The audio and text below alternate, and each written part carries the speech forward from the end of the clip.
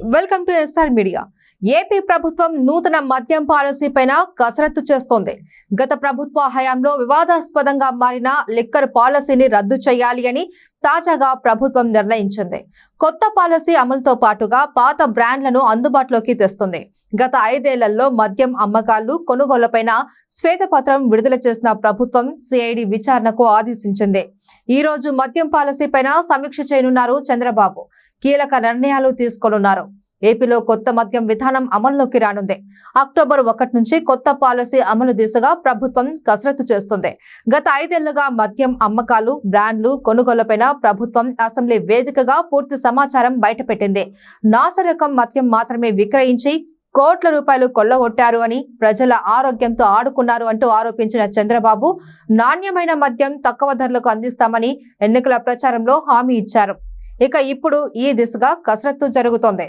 YCP హయాంలో ఉద్దేశపూర్వకంగా branded మద్యం లేకుండా చేయడమే కాకుండా అస్మదీయుల డిస్టిలరీలలో తయారైన మద్యం విక్రయానికే ఎక్కువగా ప్రాధాన్యం ఇచ్చారు అనే ఆరోపణలు ఉన్నాయి.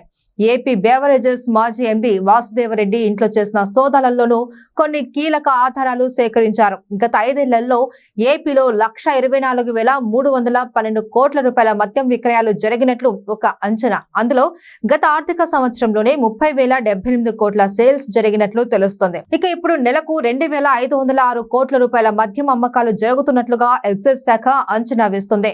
టీడీపీ హయాంలో 2014 నుంచి 2019 మధ్య 75,284 కోట్ల లిక్కర్ విక్రయాలు జరిగినట్లుగా ఎక్సైజ్ శాఖ డేటా ద్వారా తెలుస్తోంది.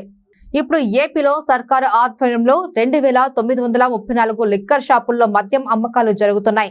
ప్రైవేటు వ్యక్తులకు మద్యం దుకాణాలను అప్పగించడం ద్వారా ప్రభుత్వానికి ఆదాయానికి పెరగడమే కాకుండా మద్యం రేట్లు కూడా తగ్గుతాయని భావిస్తున్నారు. అదే సమయంలో జగన్ ప్రభుత్వానికి ముందు అందుబాటులో ఉన్న విధంగానే అన్ని రకాల మద్యం బ్రాండ్లు మందుబాబులకు అందుబాటులోకి రానున్నాయి. ఇప్పుడు డిస్టిలరీలను రద్దు చేస్తూ తిరిగి కొత్త మద్యం దుకాణాలకు డిపాజిట్ ధరలను నిర్ణయించనున్నారు. ఎక్సైజ్ అధికారులతో సమీక్షలో చంద్రబాబు వీటిపైన అధికారికంగా నిర్ణయం తీసుకోనున్నారు.